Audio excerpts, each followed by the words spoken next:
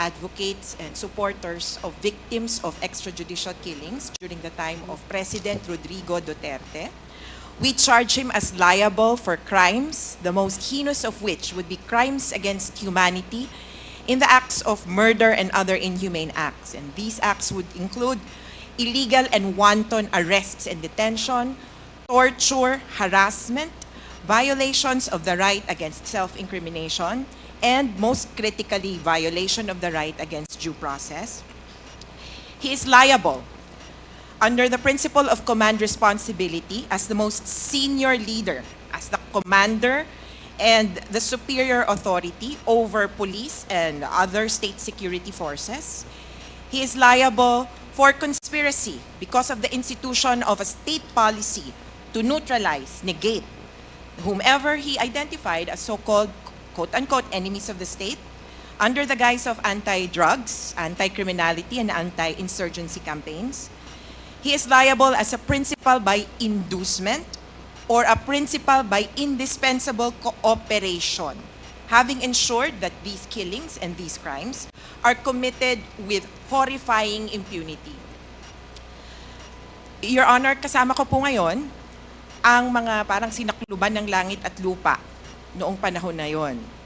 Pero ililinaw po namin na hindi po kami sasama, hindi po namin susundin yung imbitasyon ni Presidente Duterte na sumama sa kanya sa impyerno.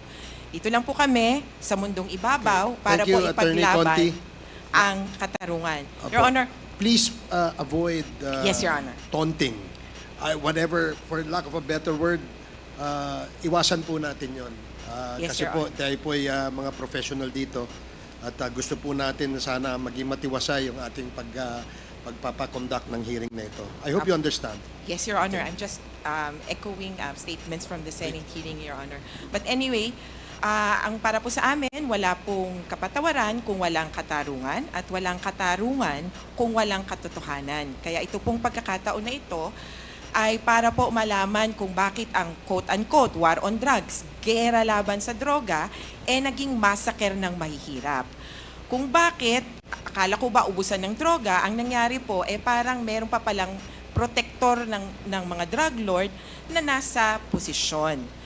At nandito po ang ating mga biktima para isalang po sa ating pong komite at sa investigasyong ito kung ano nga ba ang tunay na nangyari at kung sino ba ang dapat managot. Maraming salamat po, Mr. Salamat Chair. po. Salamat po, Attorney Conti. Ang susunod po na magsasalita ay si Miss Christine Pascual. 2 minuto lamang po, Mrs. Kung maaari. Magandang umaga po sa inyong lahat. Ako po si Christine Pascual, ang nanay po ni Joshua Lacsamana po. Na nangarap lang po na isang maging gamer at napagsabay naman niya po yung pag-aaral at ang kanyang kahiligan. Natanong ko lang po kasi sa aming mga nanay, kung hindi rin po, sana po, naging batas ni Mr. President po, ang pagpatay na walang makukulong, sana po wala pong maraming namatay na ganitong inosente mga bata po. At lalo din po kami nasaktan ng kalooban nung time pong nalaman namin na may reward. Parang ganun lang po, napaglaruan yung buhay ng mga mahal namin sa buhay. Kaya, kay biro man po o hindi, ang nasabi niya pong batas niya, hindi rin po maganda sa aming kamukha namin mga mahihirap. Kaya lang po lumalakas din ang loob namin. Ito na lang po yung paraan sa kamukha namin mga mahihirap kung paano po manawagan sa inyo at buksan po ang puso nyo. Na hindi po biro ang hanggang ngayon ang nararamdaman namin. Nagmahal lang po kami ng mga pamilya namin. Kaya ganito po kami lumalaban. Hindi sana magkakaroon ng ganitong maraming namatay ko. Na-disiplina po agad ang ginawang batas po ng ating presidente. Salamat po. Okay, maraming salamat po, Mrs. Ang sunod po ay si Miss Lore Paslo. Lore Paslo po. Pasko po. Lore Pasco, may 2 minuto po kayo, ma'am. Magandang umaga po sa lahat. Ako po si Lore Pasco. Nanay po ako ng dalawang anak ko na pinaslang. Ano po yan? May 2017.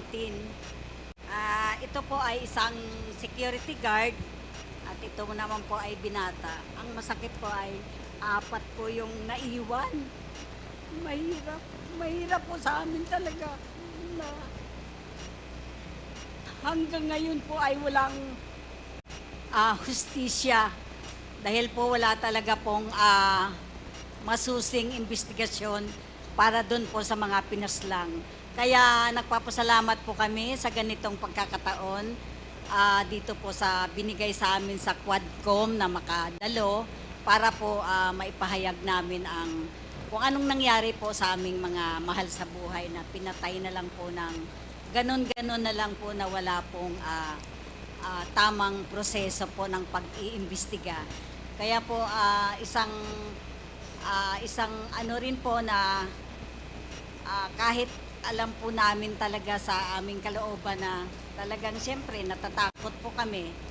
Pero ngayon po ay nakaharap na po namin si Presidente Duterte at sana po ay hinihiling namin na talagang lumabas po ang buong katotohanan na para po magkaroon na ng katarungan ang lahat po ng mga pinaslang, hindi lang po ang aking anak, kundi po lahat po ng mga pinaslang nung panahon ni Pangulong Rodrigo Duterte, yung madugong patayan po ng war on drugs. Maraming salamat Sige po. po, salamat din po. Ang huling magsasalita ay si Miss Mary Ann Domingo. May 2 minuto po kayo, ma'am. Magandang umaga po sa inyo lahat. Ako po yung asawa tsaka ina nun pinaslang noong September 16, 2016 po. Narito po ako na nagpapasalamat na mabigyan ng pagkakataon na makapagsalita. Sa totoo lang yung war on drugs. Lubos kaming nawala ng dignidad. Inalisan kami ng dignidad ng mga may halos naging kontrolado po ang ginawa ng war on drugs. Yung time po noon, natutulog lang po kami na aming pamilya. Inakyat po kami ng mga kapulisan. Paulit-ulit nang mamakawa ang aking asawa at ang aking anak. Pagkatapos po noon, hinila po kami palabas. Sa pilitan kami hinila palabas. At makikita mo po doon na pati yung isang anak ko po ay binitbit sa van. Tapos po noon, bigla po kami may mga narinig na putok. Pinatay na po yung aking asawa at anak. Yung time na yun po, halos paulit-ulit po kami nagmamakaawa na mag-ina na makapasok po doon sa bahay na yun. Pero wala po kaming nagawa dahil marami pong mga pulis na yun. Halos pinatay po yung ilaw doon po sa iskinita namin. Pagkatapos po noon, nung nadala po sa hospital yung aking asawa at anak, may lumapit po na mga kapulisan. Hindi ko po alam na soko po yun, tsaka funerarial na po yun.